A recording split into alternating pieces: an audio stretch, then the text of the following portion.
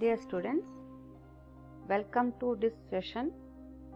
We are in module 4 and I shall discuss today about companies, how a company is formed and some salient features about companies.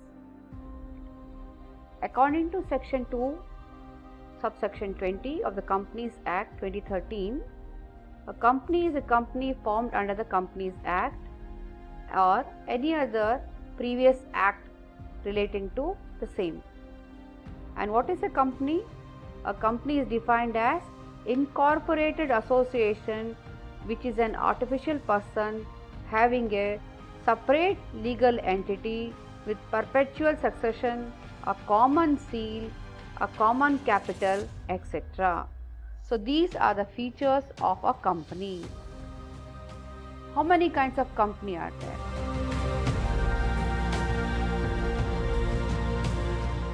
So on the basis of incorporation, we can have companies such as Royal Chartered Company, Statutory Company, Registered Company, etc. And on the basis of liability, limited by shares, limited by guarantee, unlimited company. On the basis of control, holding company, subsidiary company, and on the basis of transferability, they are called as private company and public company. Let us have a look into these kinds of companies. A Royal Chartered Company is the example East Indian Company. Such a company derives its nature on the basis of charter under which they are formed. This kind of company does not exist now in India. Company limited by guarantee is a company where the liability of the shareholder is limited to the amount guaranteed. Such companies are generally formed to promote art, science, commerce, either not for profit making. Unlimited company means having no limit on the liability of the shareholders. Company limited by shares means it's a company in which the liability of the members are limited. Private company are defined as in section 2 subsection 68 of Companies Act 2013, which has a minimum paid up share capital of rupees 1 lakh. Public company has been defined under section 2 of subsection 71 of Companies Act, means a company which has a minimum paid up capital of 5 lakhs.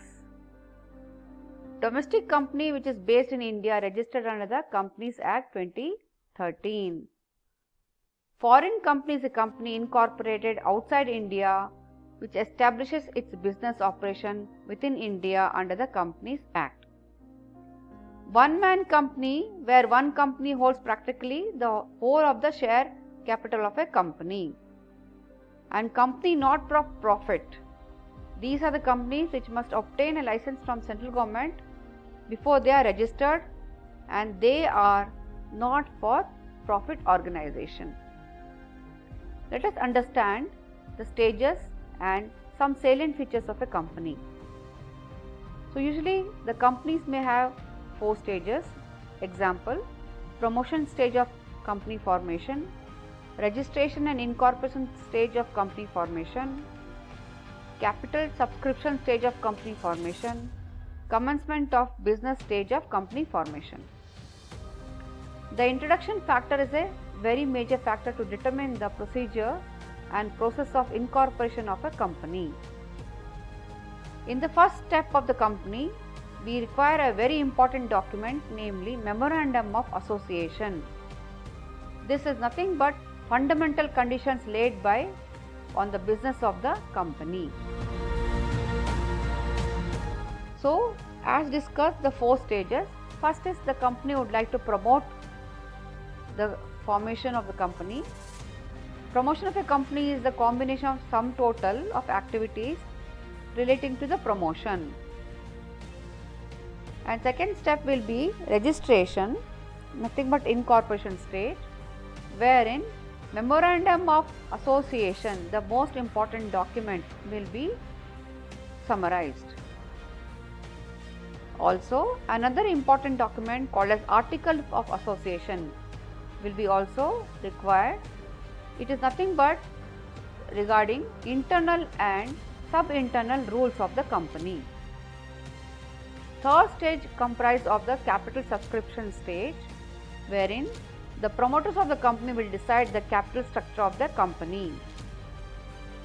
The fourth stage involves the commencement of the business.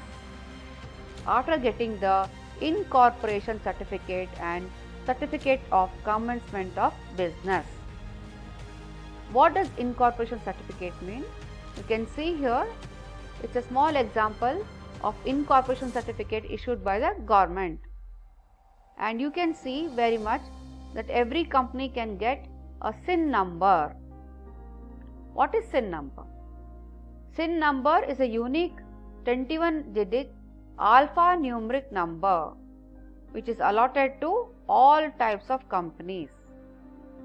The full form of SIN number is Corporate Identity Number. Let us look at one example. So here the SIN is L27100 MH 1907 PLC 000260. Each alphabet or the cluster of numerals have a significance. Let us understand the significance. You can see L stands for listing status. This cluster of numbers stands for industry code. MH stands for state code. 1907 stands for incorporation year. PLC stands for whether it's a private or public limited company. And the last 6-digit number is the company number. So these are the how 21-digit alphanumeric number looks like. So dear students, this was a small introduction to types of company and formation of company. A company can be manufacturing, can be in service industry, can be banking company, can be insurance company. So company is a entity which is formed under Companies Act. They have to prepare and follow the guidelines initiated under Companies Act, like preparation of balance sheet as per Schedule 2. When they pay income tax, they have to pay as per Income Tax Act. Okay, then what does RBI do? RBI does not control all the company. It controls only banking sector. Insurance is controlled by insurance sector. Private limited company, they have their own other set of rules. So dear students, whenever you are seeing a concept of balance sheet, so all the companies, whether it is banking company, insurance company, private company, they have to prepare their financial statement as initiated under Companies Act. So this is a small knowledge about the Companies Act and companies. I thank you. I am Padmini Vasant. I shall see you soon again in next. Thank you very much.